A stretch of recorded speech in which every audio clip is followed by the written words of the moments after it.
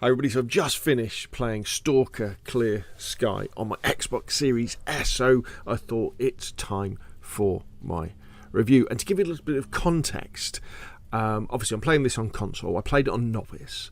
I've recently just finished Stalker Shadow of Chernobyl, and I'll be going on to play Call of Pripyat as well. And of course then, hopefully before Stalker 2 comes out, I'll be going through and playing some of the modded versions of Stalker as well, like Stalker Anomaly and Stalker Gamma, and a few of the others. Stalker Gammon is a lesser known mod that is really fun to play, actually, especially if you have it with some chips and a fried egg.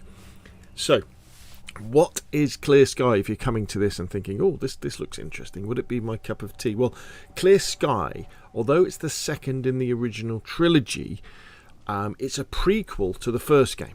So I think it's really important. Make sure you play Stalker Shadow of Chernobyl first. And if you're still wondering, okay, well, fair enough, but what is this Stalker game? What is this Stalker trilogy all about? Well, these games originally started coming out in 2007. I think it's 2007 for Shadow of Chernobyl, 2008 for Clear Sky, and 2009 for Call of Pripyat. And that was it. And then there's been lots of modding, and then this year, at the time of recording this video, we're in September 2024. We're 2 months away from the release of Stalker 2, so there's been this big gap. But in the Stalker world, what's happened is it's set in Ukraine, in Eastern Europe, and there's been the original Chernobyl nuclear disaster in 1986. And when that happened, just like in our timeline, there was an exclusion zone set up around the nuclear power plant because of the radiation. And then in the Stalker world, there was also lots of secret experiments going on, secret laboratories in the exclusion zone as well, because they could kind of be left to their own devices. And then you had the collapse of the Soviet Union, so these laboratories again were probably doing stuff, maybe doing stuff that they shouldn't have done. And then there was another explosion that happened, and this didn't happen at the nuclear power plant, but nearby. And just before that, and then after that, the zone, as we call it, the exclusion zone, got bigger, and it was filled with these strange mutated creatures and these strange anomalies, like these shiny lights and electrical fields and gravitational fields that happened. But also, what happened is, if people or animals or objects were sucked into these gravitational or electrical anomalies, you get these artifacts that came out of them. These artifacts could be very powerful. They could give you things like more health or more strength or resistance to radiation.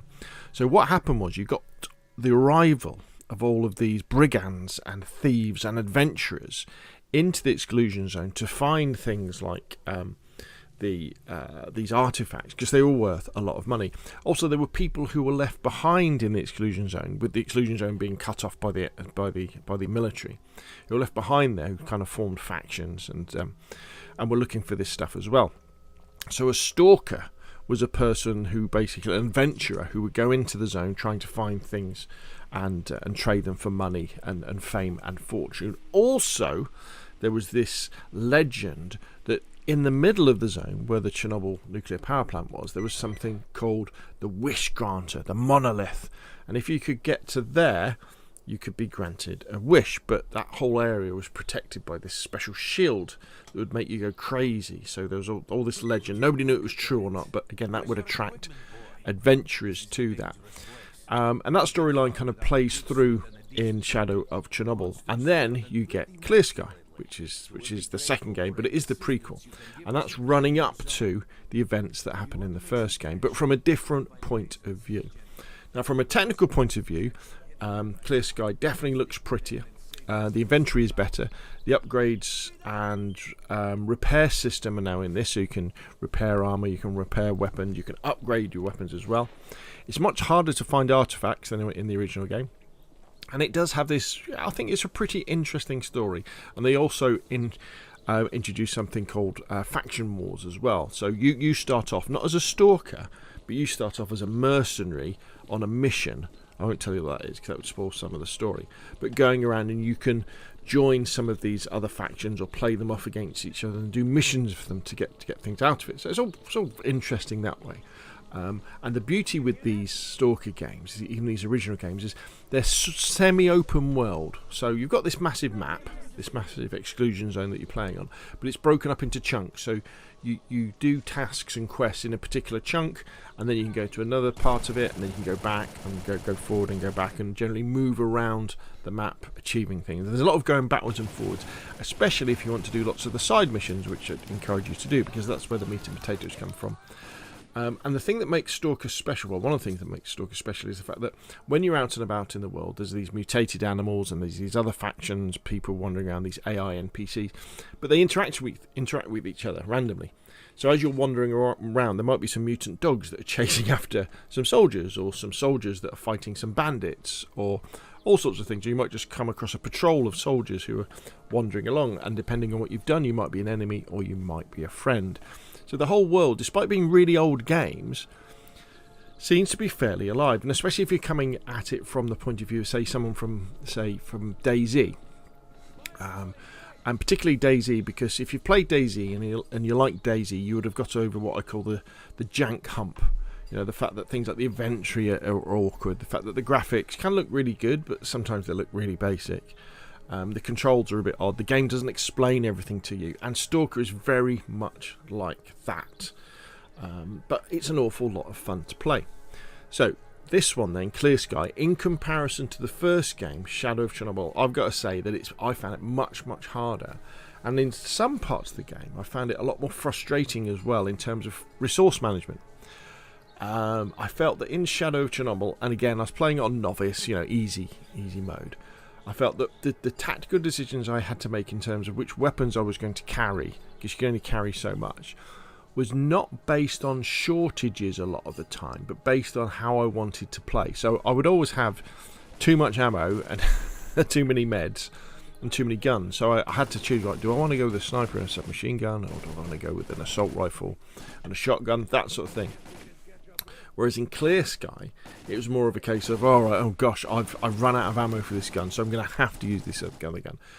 Or I'd be chewing through almost all of my meds because I wouldn't have any armour, and I wouldn't have enough money to go and buy some armour off one of the traders, that kind of thing. So parts of it really had to be very careful and go very, very slowly and do lots of save scumming as well.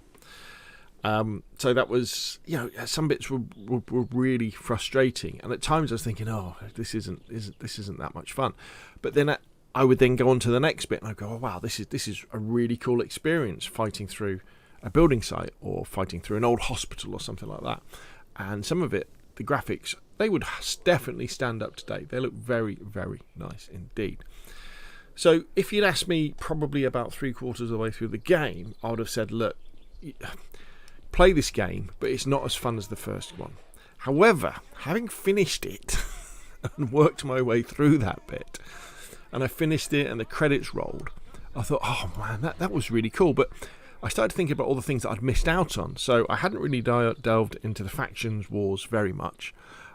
So I thought, I really want to go back and check that out and fight for a particular faction and do their quests. Because when you work for a faction, you get different rewards for them. I want to go back and do loads of the side missions that I didn't complete as well.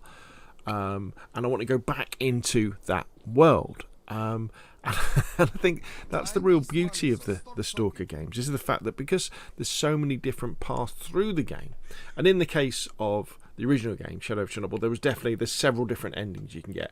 I believe in this one, in Clear Sky, there's only one ending you can get, but you can reach that ending in terms of the way that you play the game, because you can join different factions and do different things in different ways. So that's very, very cool. So kind of the ultimate question, I think, with a single player game, especially like this, is obviously if it's good, would you play it again? And I've got to say, I think with Clear Sky, I definitely would. Now, next on my to-do list of games is definitely Call of Pripyat, because I want to get all the original trilogy out of the way before Stalker 2, so that I can talk with authority on the Stalker universe, having played through and completed the original trilogy of games, and also a few of the modded titles as well.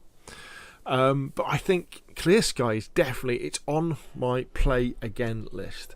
And just like with Shadow of Chernobyl, the more that I now know about the way that the game works in terms of the story and the different factions, the more I will then delve into those aspects as I'm playing it, before I kind of get into the end game of going towards the kind of the last objectives. You kind of get to know the way that is too.